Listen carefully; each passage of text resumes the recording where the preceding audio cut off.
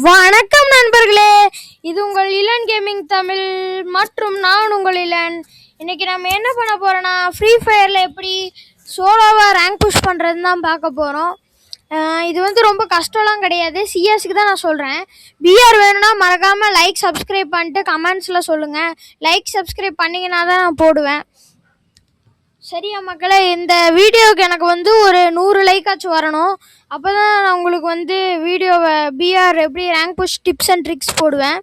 நிறைய பேர் கேட்டிருந்தீங்க free fire tips and tricks. நம்ம ஒவ்வொன்றா சொல்லலாம் வாங்க மக்களே. அதுக்கு முன்னாடி லைக் ஷேர் சப்ஸ்கிரைப் பண்ணிட்டு இந்த வீடியோவை பாருங்கள்.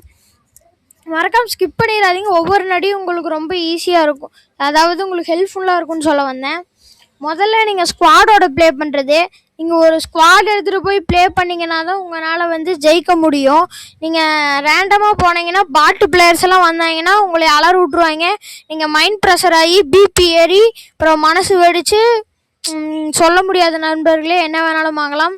ஸ்குவாட் எடுத்துக்கோங்க. அப்படி இல்லைன்னா சோலோ பிளேயர்னால் ரொம்ப ஒரு மேட்ச் தோத்துட்டா உடனே ஒரு 3 மேட்ச் ஆடாதீங்க.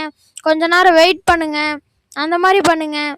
அடுத்து என்ன சொல்கிறது, அதாவது உங்களுக்கு எப்படி புரிய வைக்கிறதுனா, அதாவது நம்ம இப்போ வந்து டீமாக போகிறோன்னா நமக்கு வந்து ஒரு கோஆர்டினேஷன் இருக்கும். இந்த மாதிரி ஒருத்தர் ஸ்னைப்பர் எடுத்து ஆடு, ஒருத்தர் ரஷ் பண்ணு, அந்த மாதிரி நான் ஆடுவோம்.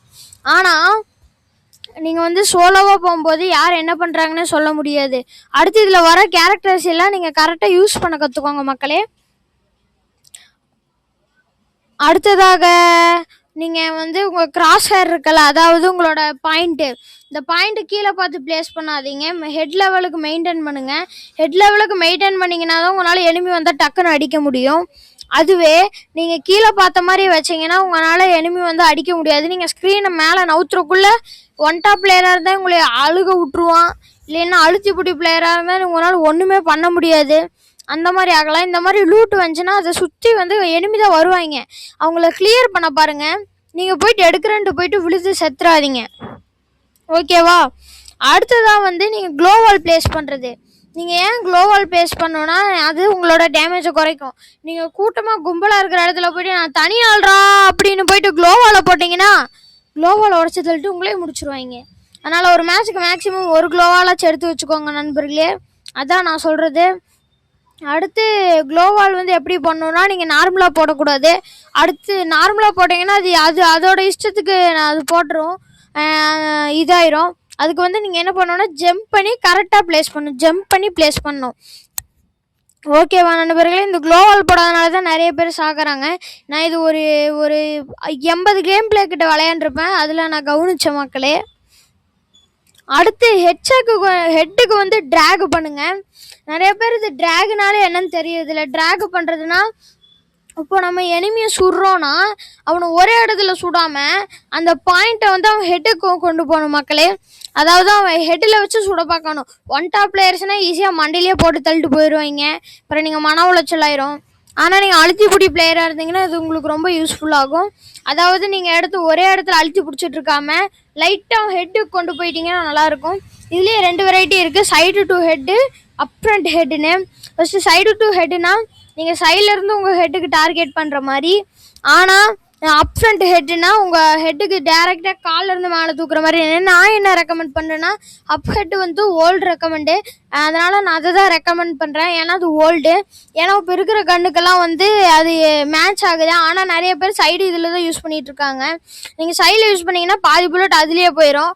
அப்புறம் நீங்கள் புல்லட் சேஞ்ச் பண்ணுற நிலமை வந்தால் நீங்கள் என்ன பண்ணுவீங்க மக்களே? அதனால் நீங்கள் மேலேருந்து கீழே போங்க, அதுலேயே உங்களுக்கு டேமேஜ் விழுகும்.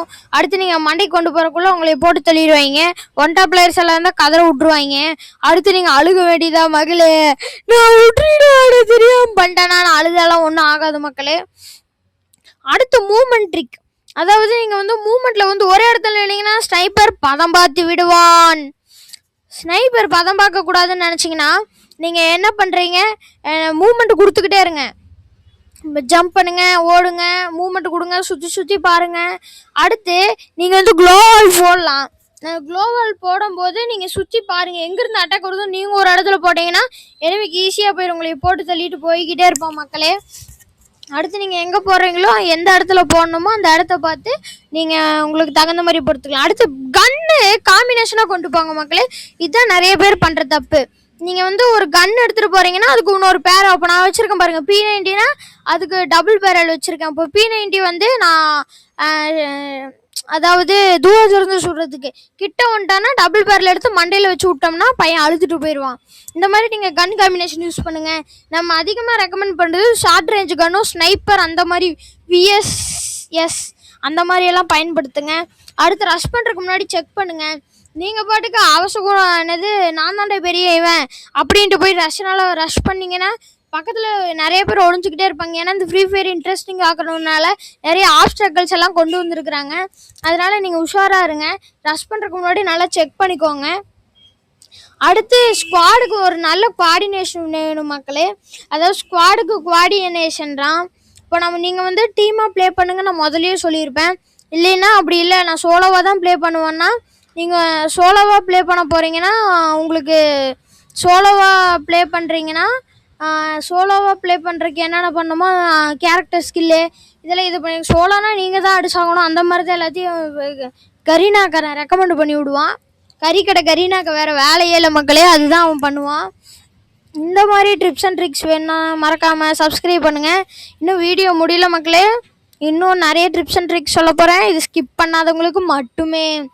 அடுத்து நீங்கள் வந்து என்ன பண்ணுங்கள், உங்கள் ஐடியை வந்து நீங்கள் வந்து பாட்டு மாதிரி காட்டிட்டு லெவலை வச்சு கண்டுபிடிச்சிருவாங்க. அடுத்து உங்களையவே போட்டு அடிப்பாங்க. நீங்கள் எப்பவும் போல் நார்மலாக இருங்க. நிறைய கேரக்டர் ஸ்கில்ஸ் இந்த மாதிரியெல்லாம் வச்சுக்கிட்டு நார்மலாக போயிட்டு அடிங்க அவனை. அதாவது கேரக்டர் ஸ்கில்ஸ் எல்லாம் நல்லா டெக்னிக்காக வச்சுக்கிட்டு அவனை போய் அடிங்க. டெய்லியும் ப்ராக்டிஸ் பண்ணுங்கள். நல்லா ப்ராக்டிஸ் பண்ணிட்டு கேரக்டர் ஸ்கில்ஸ் தயவு செஞ்சு ஓரியன் வச்சிடாதீங்க. ஏன்னா அதுக்கு வந்து உங்களுக்கு வந்து ஹெச்பி வேணும். எனிமே அடித்தாதான் ஹெச்பி கிடைக்கும். இப்போ நீங்கள் ஹெச்பி இல்லைன்னா போக வேண்டியது தான் மக்களே. ஆனால் ஓரியனும் நல்ல கேரக்டர் தான். எந்த கேரக்டரையும் நான் குறை சொல்ல வரல. அதுக்கப்புறம் முக்கியமான ஒன்று, உங்கள் செட்டிங்ஸை வந்து உங்களுக்கு ஏற்ற மாதிரி வச்சுக்கோங்க. எப்படி வைக்கிறதுனா செட்டிங்ஸ் இருக்கும், ஆப்ஷன் இருக்கும் ஃபோனில் இருக்க மாதிரி.